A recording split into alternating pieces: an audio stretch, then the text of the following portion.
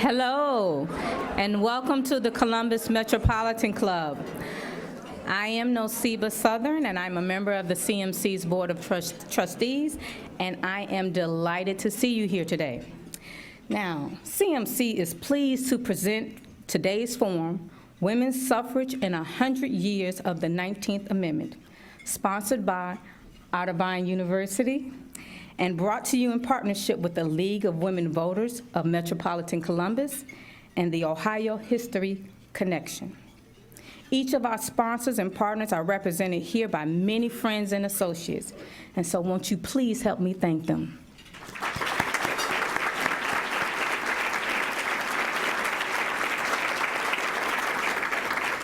Now please welcome Wendy Sherman Heckler, Provost and Senior Vice President of Otterbein University, to introduce our forum and today's speakers. Wendy.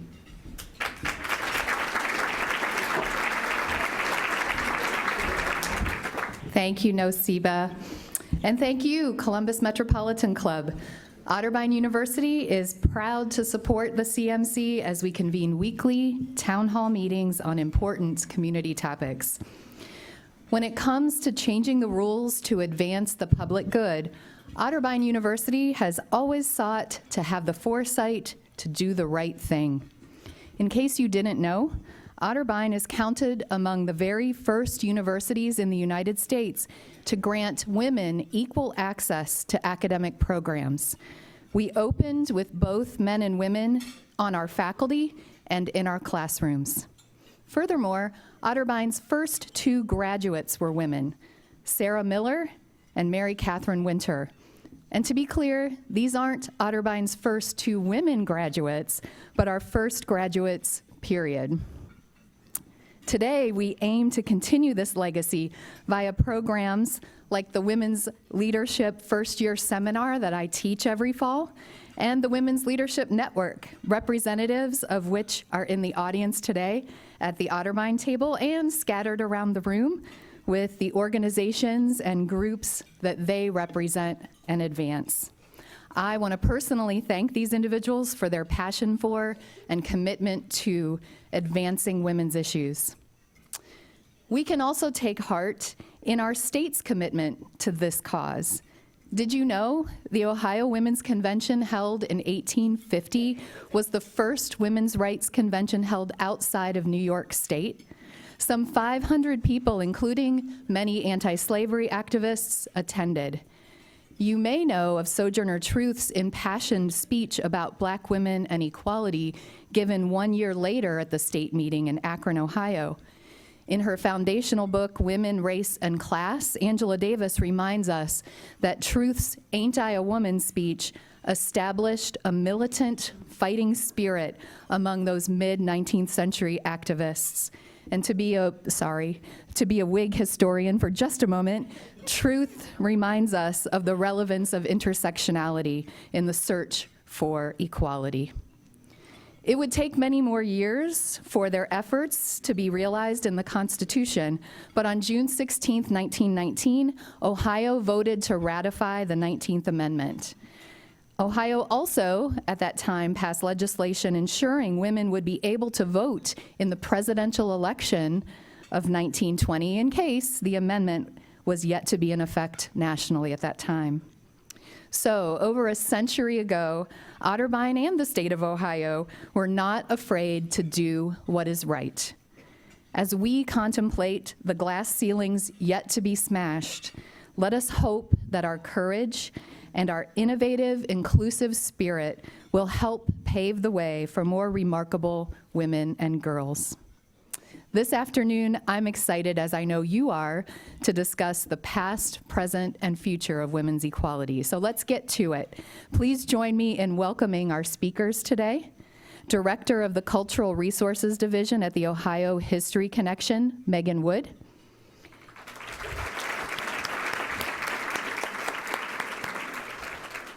Executive Director of the League of Women Voters of Ohio, Jen Miller.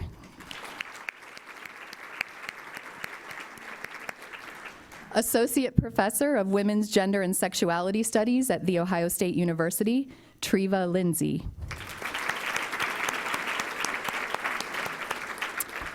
And our moderator, the executive producer and host of All Sides with Ann Fisher at WOSU Public Media, Ann Fisher.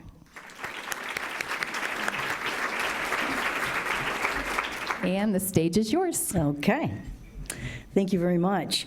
Over the weekend, I took a long trip up to the Upper Peninsula in Michigan, and I got to read the Testaments by Margaret Atwood, a sequel to The Handmaid's Tale, if you don't know. And I wondered off and on how Atwood captured the tone of that stratified and totalitarian society in which women in particular were so thoroughly diminished. And then I dived into the history of women's suffrage movement in the United States and found exactly what I was looking for, although I'm certainly not trying to put words in Margaret Atwood's mouth. But in the arguments I found from men and many women just 100 years ago that the female gender was incapable of the monumental task of voting. And of course, the task is indeed monumental. Just ask the League of Women Voters or almost anybody. And women, of course, are up to the related challenges, but women remain far outnumbered in many state legislatures, including the Ohio General Assembly and, of course, in Congress, especially the U.S. Senate. And still the debate rages over whether a woman can get elected president in the United States in between discourse over her facial regimen. So I'm wondering, how is the gender gap in elective office in this country reflective or not of the battle for voting rights? And, Treva, why don't we kick it off with you? Okay, good afternoon, everyone. So that's a pretty dense question to kind of unpack and think about in the context of history. But what I will say is that looking at this long history of voting rights activism, and in suffrage, we're celebrating 100 years for women, which still didn't apply to most non-white women in this context, which is important to think about, that not all women are part of that conversation, that voting rights, by and large, is a struggle that really admits groups of people at different times across time. So in 1924, we have the right to vote for Native Americans regardless of their citizenship status. 1943 is when we have Chinese immigrants are finally granted citizenship and voting rights. It's not until 1965 with the Voting Rights Act that African Americans actually fully enfranchised in practice. 1971 is when we lower the age to 18. As opposed to 21, and it's not actually until 1986 that we have what we consider provisional and absentee ballots. And so if you look at that history in that context, we're always thinking about how do we make these rights more inclusive? How do we push towards that? And that this fight really begins in the early 19th century, and we're just arriving at this more full inclusivity in 1986 suggests that we have a long way to go. And that's just on the voting side. When we think about electoral politics and who is running for office and who's getting elected to office, that has a much slower history, unfortunately. There's not a legislation that requires us to vote for women. And so I think some of that work in organizing is mirrored in terms of the rough road that was traveled by suffragists and voting rights activists across over a century of activism, and that we had to continue that kind of push with regards to people running for electoral positions. Historically, back in the day, did they think, Megan, that, next thing you know, there's going to be a woman president? I think there were some that hoped. People like Lucy Stone went right to working for the Equal Rights Amendment, which, if you're watching the news, what's happening in Virginia, and people getting excited about that. So that'd be a great thing to do in the 100th year. But women in Ohio were able to run for school board in 1894 and vote in school board elections. And because that was seen as as the proper role for women to be influencing school. It's more closely related to family. And we were discussing this with the County Commissioners Association of Ohio. Jen was at that meeting and talking about the early enfranchisement around school board elections. And there were many women who then entered the fold then. And one of the county commissioners said that, and I believe she's the first woman county commissioner in her county, that she was told when she went to run for office, well, maybe you should start with school board. So a lot of these arguments, are very similar. So I think there were definitely those who were hopeful and who were moving right on to the next thing, and you see that with the league's history, but probably weren't entirely surprised. Well, they'd probably be surprised if they were here now that we haven't had a woman president yet, but in 1920, probably not. Well, so much of the infrastructure of the system still was run by white males. I mean, Jen, right? Yeah, actually, so the League of Women Voters was formerly the Ohio Women's Suffrage Association, and we were the ones working to get women the right to vote. Our first victory was in, I think it actually was 1895, but in the 1890s to allow women to vote for school board. And then we failed multiple times to bring that to the ballot. We did bring it to the ballot. We kept failing in bringing suffrage to women of Ohio. But I'll say this, once we knew the 19th Amendment was going to pass, there was a movement across the country to form the League of Women Voters of Ohio. So the Ohio League turns 100 in May. The U.S. League turns 100 on Valentine's Day. And the idea really was this. You could be in a household where a man, that the voter in the household didn't even think you should vote or could vote. So do you want that to be the person that teaches you the mechanics, tells you where and how? And so initially it was, this is the finishing task. We must empower this new enfranchised. We must, these new enfranchised folks. And so for 100 years, that's what we've been doing. Our number one priority remains educating voters. And Ohio's legacy for the League is actually really significant. Most of you probably know us for our nonpartisan voter guide. We're known for that nationally. That started in Ohio. Most of you may know us for our nonpartisan status. That was really championed by Florence Allen, who was of the Ohio Women's Suffrage Association, and then of and Belle Sherwin, and then of the League of Women Voters, and then Florence, of course, became the first elected judge. So absolutely, we have to think about what was happening in that time frame. Wendy Sherman-Heckler mentioned the intersectionality of all of this, and that is true in so many movements, and yet through history, for a long time at least, we're often taught just one version of the story. And it wasn't, as you noted, Treva, until 1965 with the Voting Rights Act that black women or any women of color were secured the right to vote in the U.S. And even then it was a risk in many places for a long, long time. But African-American women worked side by side with white women to get the vote in 1920. Things started to fall apart previous to that, and the women's suffrage movement for a long time was aligned with that. Furthermore, with the abolitionist movement, right?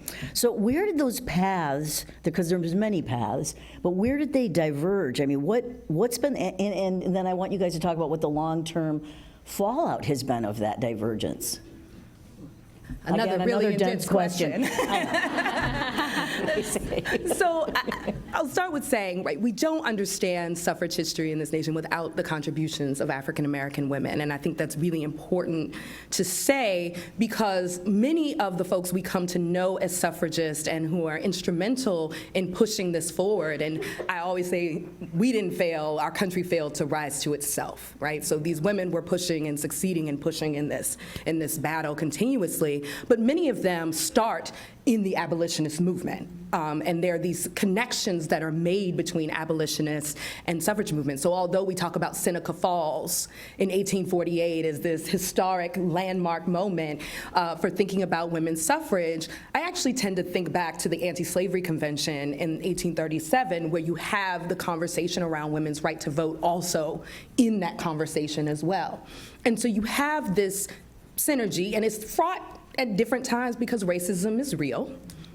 And we're talking about at a time where we have enslaved people that are slaves of African descent. So there are still tensions that exist there, but there's still really incredible cooperative work that's happening interracially between white women suffragists, African-American women suffragists, some black men suffragists, as well as white men suffragists, right? There is this interracial cooperation, but when we get to the post-Civil War moment and we get the 13th, 14th, and 15th Amendment, and the battles that went on regarding what that would mean, the 14th Amendment defining citizenship in a particular kind of way, and the 15th Amendment, which in effect barred discrimination from the right to vote based on race, color, or creed, but did not specifically indicate sex or gender.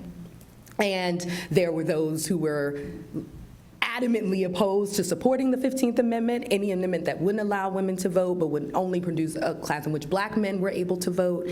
And you had those who were like, we should still support it and continue to do this work. And so that fracture and that split in the movement has long-term reverberations that I still think impacts women's movements and women's organizing to today. I would say there's distrust that is sowed in there.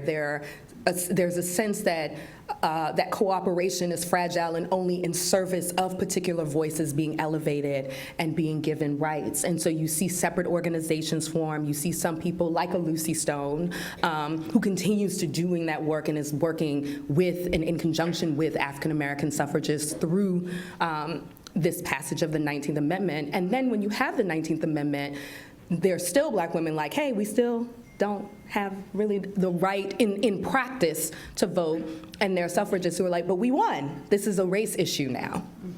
And so those kinds of letdowns are really important to talk about why we say commemorate and not necessarily celebrate the 100th, because we want to acknowledge those tensions and want to acknowledge how race and racism and how sex and sexism play into this larger history.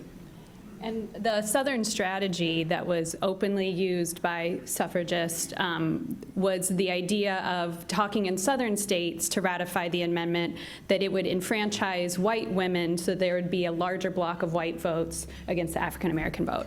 And that was a very open, so it's using racism as a leverage to get the right to vote for women. And you know, this wasn't a secret thing. This was pretty well known. So I think it's really important to understand that as well.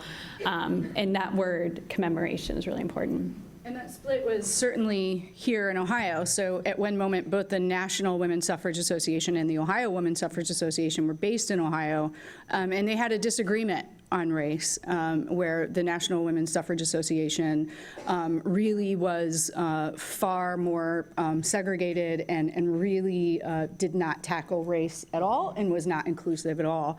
I certainly wouldn't say the Ohio Women's Suffrage Association was perfect in that matter, but we see throughout the entire movement a disagreement on how to handle work for both race and gender justice. And let me just say this.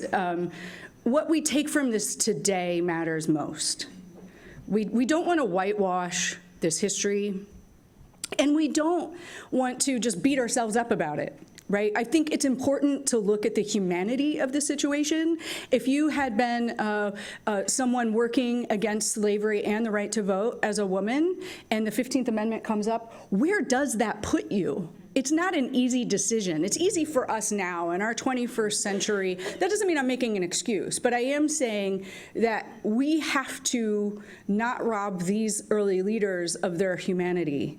And we have to remember that we have opportunities every day to rise above very similar challenges. And I challenge all of us to do that. I challenge all of us to make sure, whatever organization you're in, that you are hearing from many voices. I challenge you to make sure that people don't all look like you around the table. I challenge all of us to make sure that we seek out opinions, whether it's a political party, whether it's different expertise, as in Treva and I have very different studies, different backgrounds, and of course she's got her doctorate and I don't, so let's give her props for that. You know, I think this is where we go, right? We say, okay, we messed some stuff up there. It makes sense because humans are human, and we're human, right? And when we all get together, it gets messy. But we can work together, and we can do a better job being more intersectional, and that's what I hope we get out of this more than anything else. Seems like so often, I mean, we were talking about the lexicon earlier. It's not suffragette, it's suffragist. And we were wondering out loud, where did the suffragette thing come from and why did people get so confused? And it's from Mary Poppins. Okay. I mean, everybody knows that's what they called them, and I don't quite understand why it's a derisive term, but be that as it may, that's how I even learned. It was watching Mary Poppins when I said to my mom, "What's a suffragette?"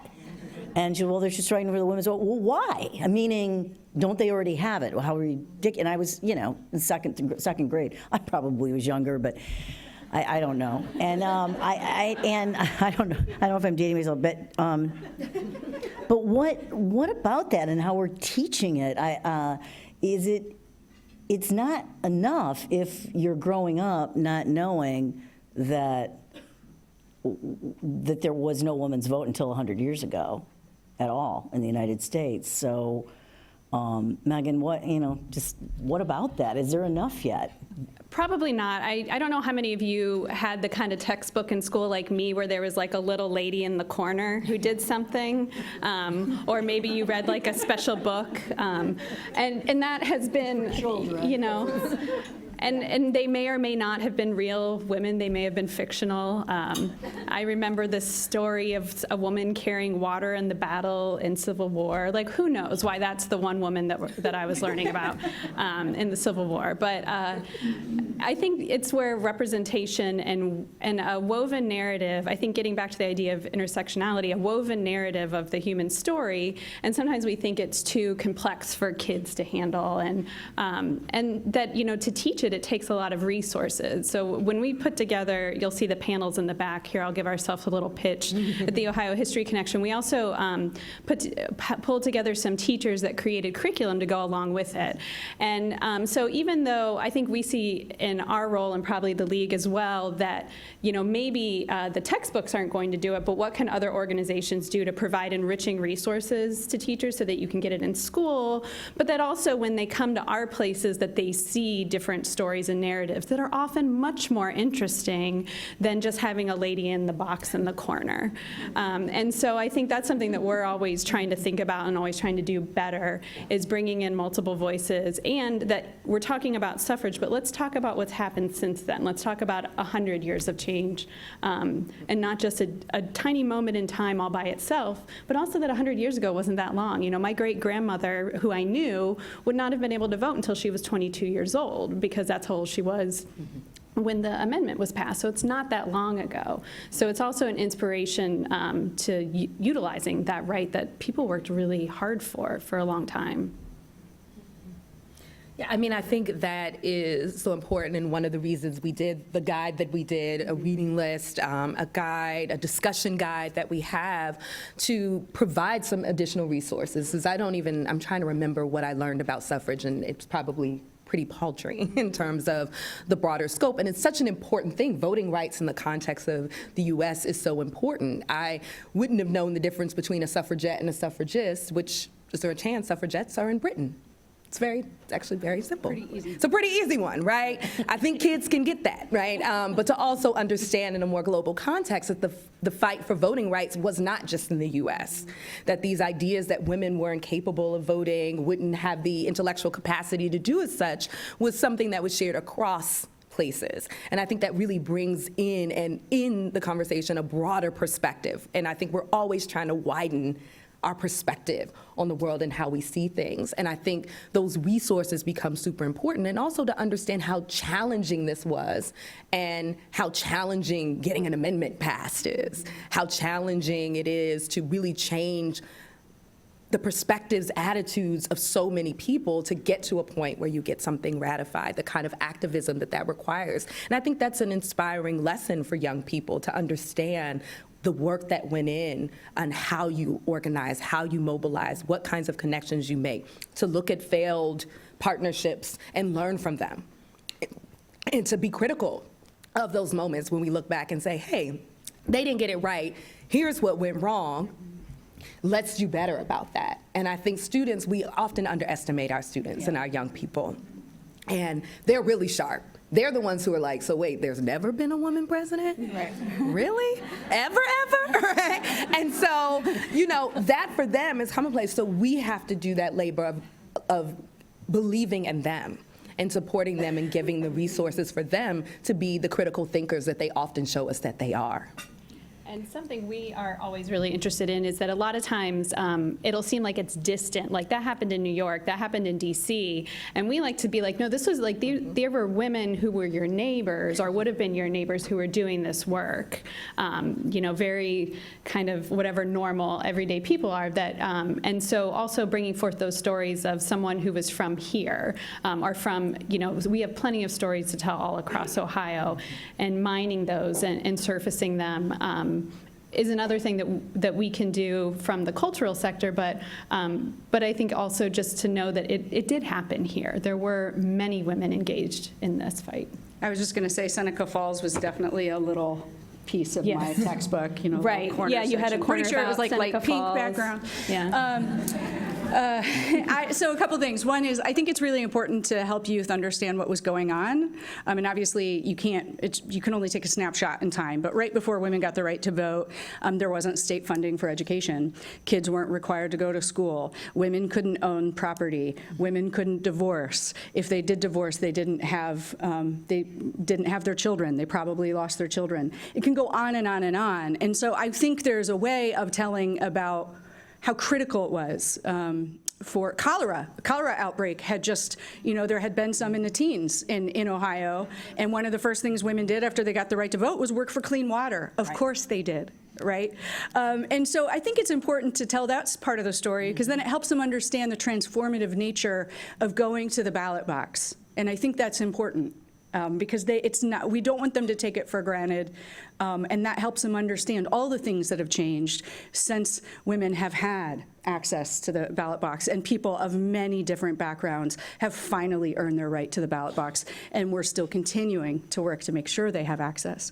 I did want to mention, because Dr. Lindsay mentioned, we have a reading list and discussion guide, and when people are walking out, you can grab those. We have the room is full of League people, which I love. And if you ever use our voter guide, I also think you're a League person. I consider you mine. But they'll be passing those out. We have the reading lists are literally baby board books all the way to heavy duty history. And then the discussion guide is really trying to dig into how do we talk about suffrage in this intersectional way? How do we grapple with the challenge, like the opportunities and challenges of working for racial and gender justice at the same time. So please make sure you grab those, and those are funded by Ohio Humanities. One of the things I learned, they always have those pages like the Women's History Project and stuff where they say 7 things you didn't know about, the women, the history of the women's vote, whatever.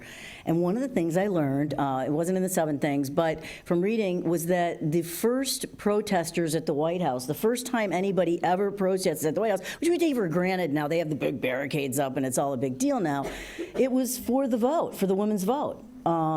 Back in the day. A wartime president, too. Yeah. So I thought that was pretty cool. But the National Archive, because we don't know that, or I didn't, and the National Archives on Saturday apologized and said it removed from display a 2017 photograph of the Women's March. It had altered to censor signs referencing women's anatomy and President Donald Trump's name.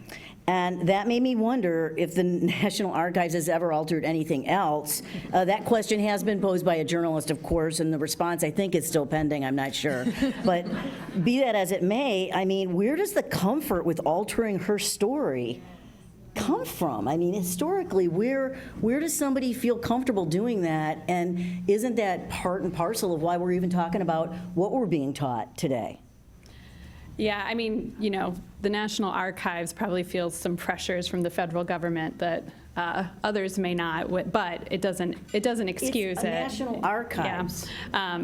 It doesn't excuse it. I was looking at the 3 women who worked on our exhibit in the back as you were saying that, because that goes beyond the ethics of our field is, and we at one point we have collected some stuff from the Women's March, and there was a flag that says "Don't tread on me," and it's in the shape of women's anatomy, and we put it up in the museum, and that because it was a piece that we collected, and some people did ask, oh, is that political? And I mean, everything's political. It just depends on which, where you fall in the spectrum, whether you perceive it as political, and so I think that we're also thinking about representing the present. But anyway, it is hard to, I think, though, also present a story that's completely without bias, because we're all humans interpreting the story, and it has bias. So I think there's that as well. Yeah, I mean, I think my job often as a historian is not this objectivity, which we claim that we can have, but it's more important for us to think about the meaningful past and what is meaningful about understanding a set of circumstances, a set of conditions, and a set of actors moving at a particular moment towards something. And my job as a historian is to tell that story, as complicated as it is, as nuanced as it is, to try, for me as a commitment, and this is what some feel are politicized commitments, to ensure that the voices we usually don't hear are presented in that story as well, to look at the silences in the archive not as silences but as telling of something. So who's not there, who's not represented, and how do I find them, and how do I bring them into the story to ensure that I'm getting the fullest scope I can get. And I'll still have stories that people will tell me, did you know? And I'm like, I didn't. And it's really exciting to know that there are a million things I don't know, a million moments in historical figures that we don't know, because we have a lot of names that we know in the context of suffrage, but we know there are thousands all over in different places who are doing this work, who are organizing meetings, who are cooking for the meetings, who are marching, who are providing safe places for people to convene, that are important and instrumental in the story. And so I think that censoring of the various ways that people show up in historical moments will always skew the historical record towards something that's much more narrow. And an idea of freedom for me that I think is really important, that's tied to the idea of freedom, is the ability to see the fullness of something, even when it's something that calls us in or out. That's something that we feel indicted by, that we still have to accurately represent that because it means something in that moment and it means something to us now, or else we wouldn't be working to censor it.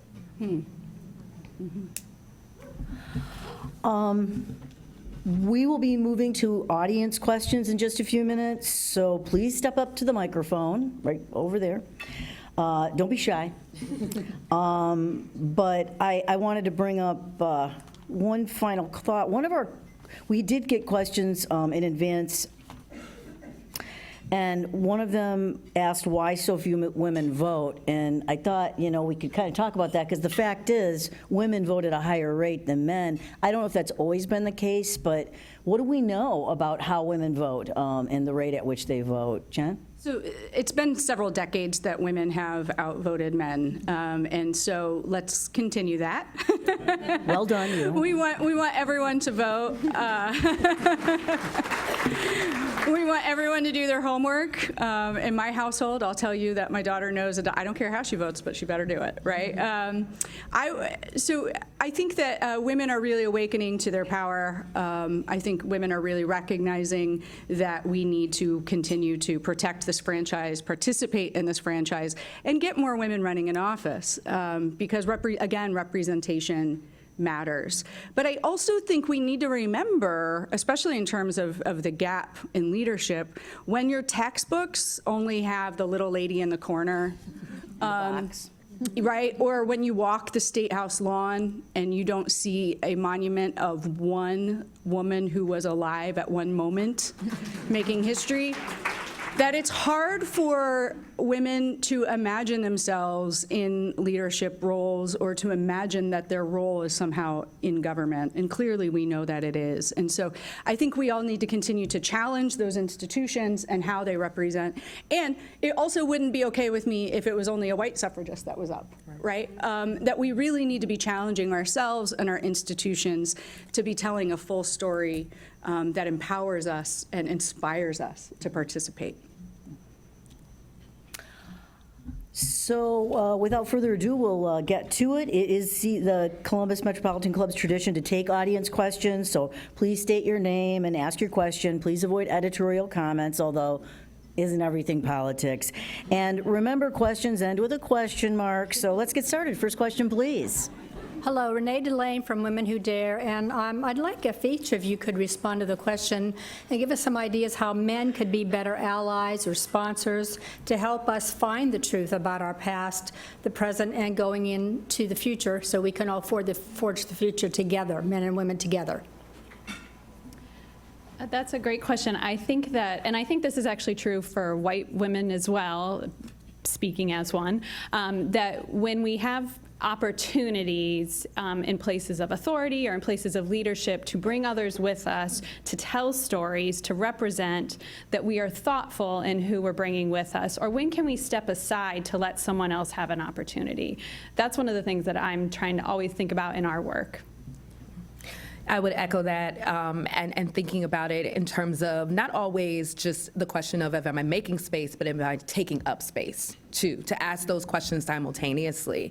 And sometimes we find that folks don't even recognize it. Just stepping out and providing an opportunity for someone in a space that already exists helps to bring along other people at the table, that the table starts to look different.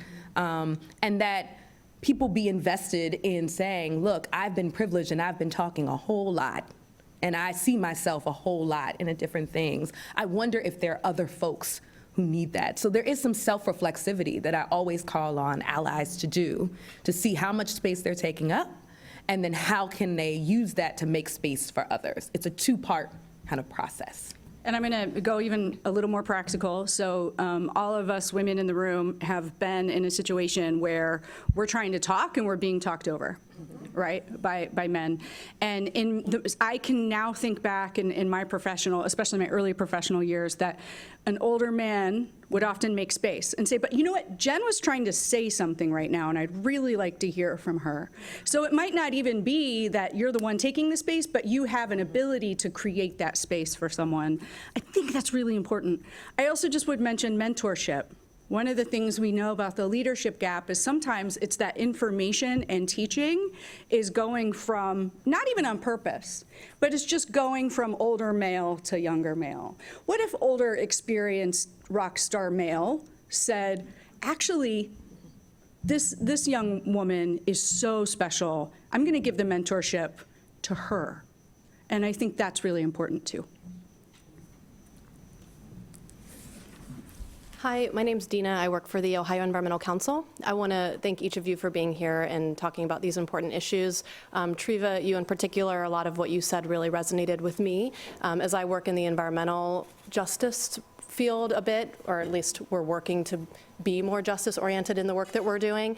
I appreciate you raising racism as part of this conversation because it's so incredibly important to recognize the intersections of when we talk about these issues and white vote versus, or white rights and black rights and other diverse communities. So thank you so much for raising that in this space. I wanted to create a space for us to think about what voting rights looks like related to racism or just voting rights generally now and currently. You know, I work for an organization that while we work on environmental policy, we've started to take on democracy issues because we can't pass important environmental justice policy until our democratic system is representative of all. And so we're thinking about things of like same-day voter registration or automatic voter registration and how important the census is. So I really thought it's important for you three or a combination of you to talk a little bit about those specific things. Great. Thank you. That's a wonderful prompt for us to think about in terms of the importance of voting rights and how we talk about them in a large scope in 2020, now that we're in 2020, that we're in. Recently, a very clear example of this is in Florida. Most recently, where Florida voters in 2018 voted overwhelmingly to re-enfranchise a population of formerly incarcerated people there. And judge recently ruled, as in last week, that the recently re-enfranchised by voters would now have to pay fines, all of their fines and fees and everything before having the right to vote, which is a poll tax, no matter how you cut that. And we have an amendment against a poll tax, but we see these maneuvers being made. And so part of this is us being vigilant in terms of what are the solutions to this, but what is actually happening is that we see various kinds of moves at the state level quite often that restrict voting in some way or another. And I think it's important to look at those moments. One, when we emphasize the importance of voting, if it weren't so important, there wouldn't be so much work to restrict it, and to restrict it in particular kinds of ways if it weren't important, if it didn't make a significant impact on our communities.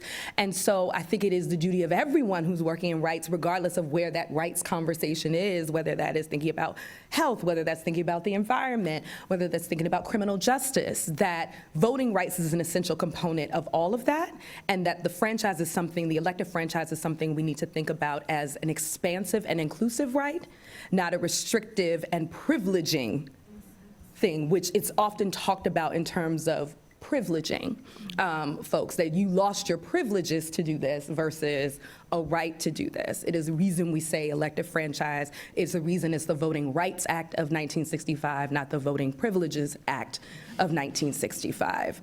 That emphasis on rights is so important, and I think we have a commitment from a democratic imperative to be doing that kind of work, to work against policies, laws, initiatives, efforts at various levels that restrict that right.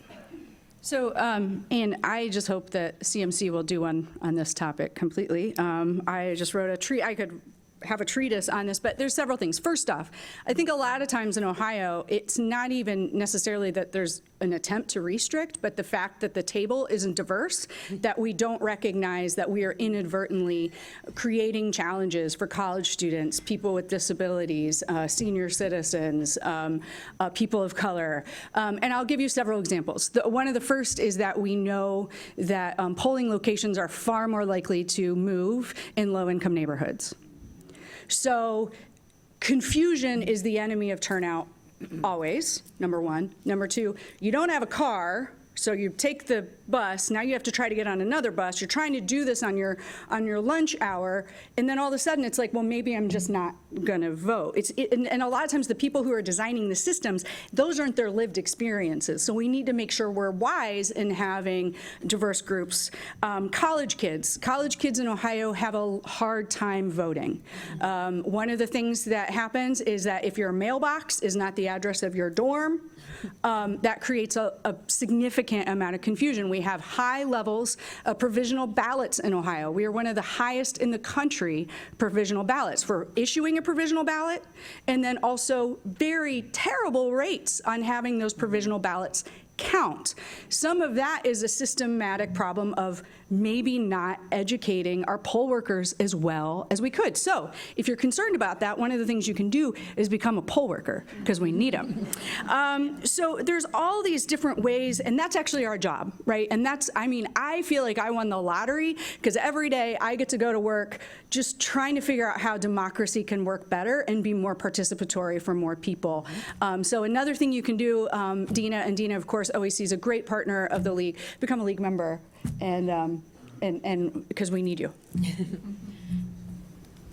Hi, I'm Jaren Terry. I am volunteer president of PFLAG Columbus, which advocates, educates, and supports LGBTQ people and their families. So first, I want to say thank you, Anne, for bringing up the National Archives. I'll categorize that as shameful behavior. And I'm so glad to hear you talk about the voting rights amendment in connection with the suffragist success. But I wonder what lessons learned from the abolitionists and the suffragists working together might be applied to the passage of the Ohio Fairness Act, which, as you know, is in the Senate at this time, SB 11. I mean, I think that a lot of what we've been talking about today is that the need for people who care about rights and access for all need to band together and look across, take a hand out across issues of identity, of whatever it may be, and that in working together to be more powerful, and that that the ultimate end goal is really about what Jen is talking about, everybody being able to have access to their rights and to fairness, and that's something that we should learn from history. And a lot of times we're asking people to think critically with history. It's not just about the dates and the facts, and that we should all be really think about it when something is restrictive, or when something comes up, to really think, well, what do we have an example of this from the past? That's how I think. I'm asking those to be critical of these kind of things that come up related to IDs, that ballot, anything that has sort of a smell of we've seen this before. So how can we learn from maybe the past splits in the movement to bring people together around issues of fairness and equality? So I think that's totally true. I wanted to just mention a couple other things that I think are really important. In Ohio, one of the things that we sometimes see is that a transgender voter will go to the polls and their ID looks different than they are presenting, right? Their genders don't match. And sometimes they'll get treated badly by poll workers. And so that's another reason why, we actually work with many groups to send letters to all the boards of elections asking them to educate on that issue, because everyone should be able to vote. You don't have to look like the same gender. You just need to have the right name. There's an interesting thing happening right now in terms of the ERA, in that there is talk of now trying to bring up fears of LGBTQA communities as a reason to not really fully ratify the ERA. And so I think that's actually a real opportunity to try to be learning from the suffrage movement, in that we were weaker when we split, and just trying to take the higher ground and not taking the bait for hate. Yes. Yes, I agree with all of this. I think the lessons from the past is that the fractures can be made really easily, so we have to be very attentive to that. And when it's being brought up that there's this model of a scarcity of something versus this expansion of something. And so, if they get that, you're not going to have that. And this pitting against one another, that is really dangerous, but it's strangely still very effective.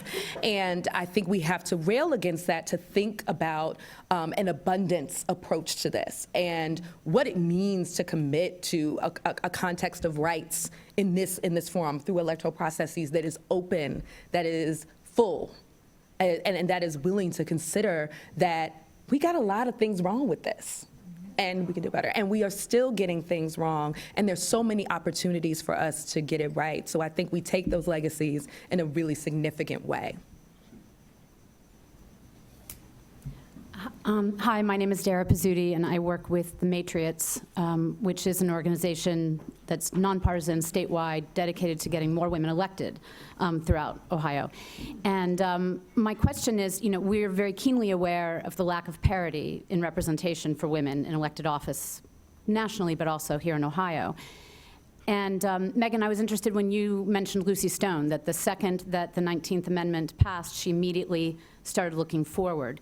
And I guess my question is, 100 years later, the Matrix, we're trying to look at the horizon, and we're trying to determine what's next. What's the next battle, or where do you see us, going, and what would some of the suffragists of those days today be looking at? One of the women that I think has come up already today, but that I like to mention, is Florence Allen, who was the first federal judge. She's from Ohio, from Cleveland, and she served on the U.S. Circuit Court here in Ohio. She was appointed by Roosevelt into the 1950s, and she worked for suffrage. And in the 50s, she looked around and she, decided not to have a family. She devoted herself to this career and looked around and was kind of feeling like I thought there were going to be more women here with me by this point in the 50s. And so I think that there probably would be that feeling of that we haven't had a woman president yet. In Ohio, we haven't had an elected woman governor. I think that this issue of the pathways to office and to leadership that seem probably less transparent to women would be something that if suffragists were still here, they'd probably be working on actively. And I know there's probably many organizations that are here that are representing that.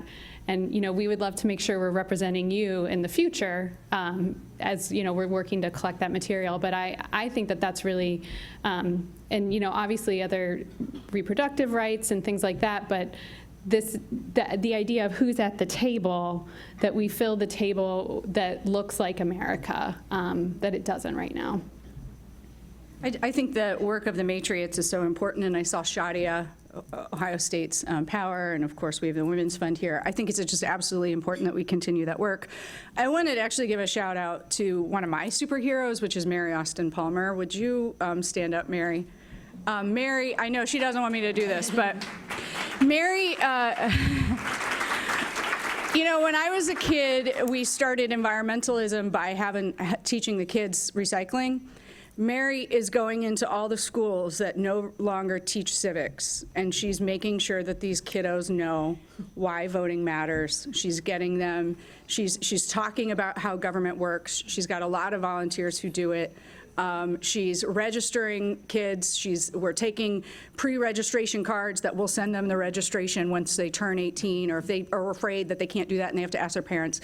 And so I think we actually need a lot more of that. I was just going to say, and I know that wasn't exactly about running for office, but the first thing we need to do is get young people completely engaged in the political system and in the governmental system.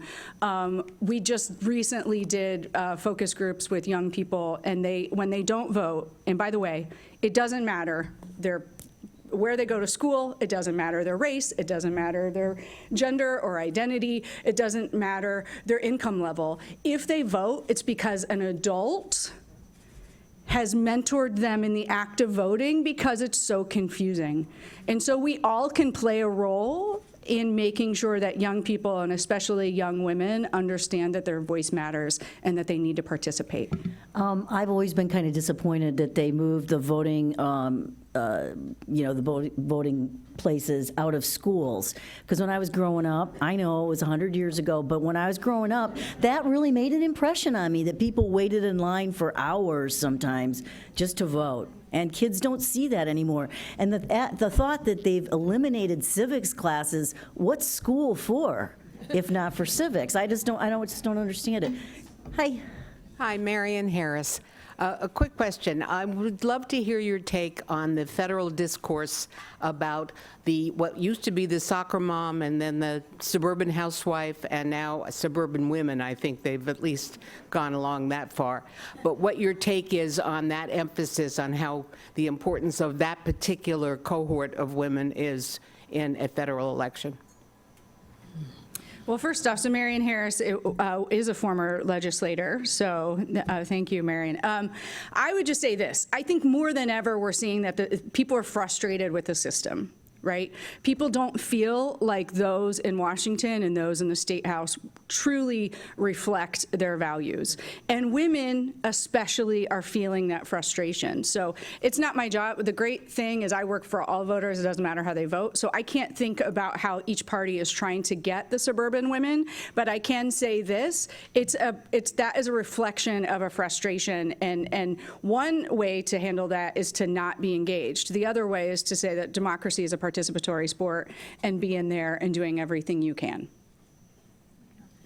And I think, again, using my historical thinking skills, being critical of when a group gets smushed together in a way that also is probably not representative of who women are in general, and what is a soccer mom, what is that code for? So those are also the things, I think, to be careful of what that means, who it includes, who it doesn't include, and what it assumes. Many of us are probably working parents, aging parents. It's just life is so complicated. People are complicated. And I think that's what history teaches us. And so I just ask us to be suspicious and critical of those kinds of terminology. Yeah.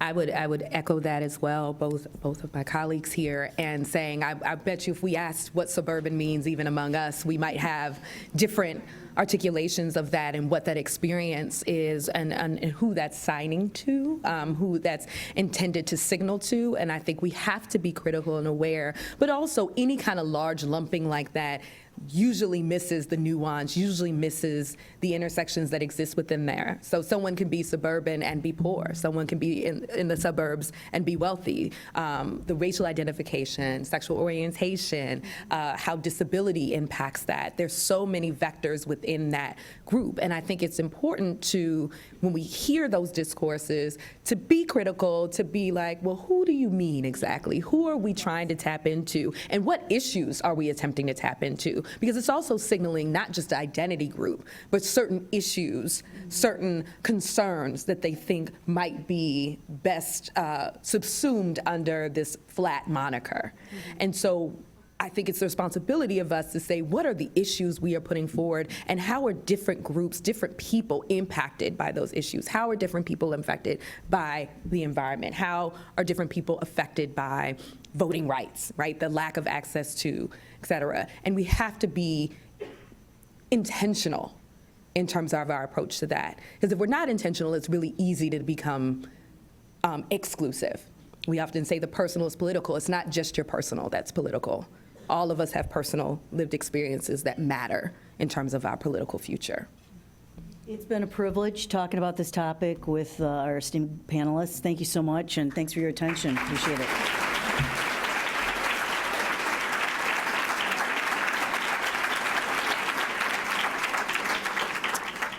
Well, I hope you enjoyed today's forum, and as we prepare to depart, I just would hope that to challenge you on something, as you talked about democracy as a participatory sport.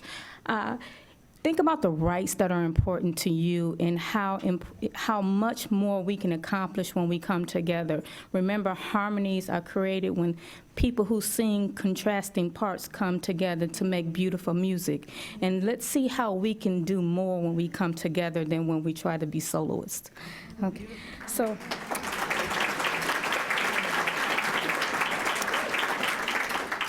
Let us thank our sponsors and partners, Otterbein University, the League of Women Voters of Metropolitan Columbus, and the Ohio History Connection, as well as our speakers, Megan Wood, Jen Miller, Dr. Treva Lindsay, and Ann Fisher.